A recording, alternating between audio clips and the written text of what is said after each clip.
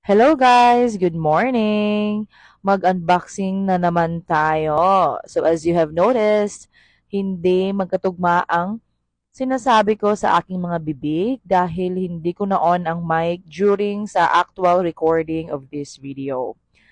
Excited na ako sa bubuksan ko ngayon dahil matagal ko na itong hinihintay.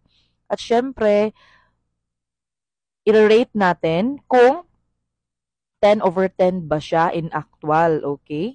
So, I'm so very much excited, guys, kasi nga, marami ang mga positive feedback sa seller na yon.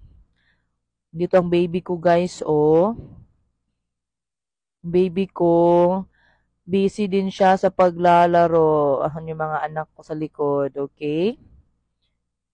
Oh my God!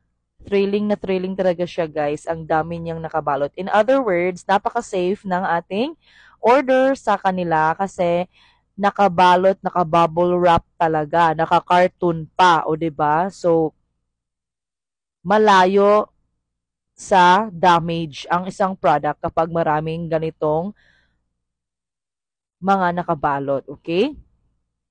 So, ayan. Busy-busy ang baby ko sa likod. Ayan, i-reveal na natin, guys. So, ito po ay isang family picture namin na pinaprint ko at in-order ko kasi nga maraming positive feedback sa kanila. Ang ganda talaga in actual. At guys, it's indeed true. 10/10 ang rating ko nito dahil napakaganda in actual. Actually, nilagay ko na siya sa wall namin. Katabi ng aking picture dyan sa likod. Dyan, okay?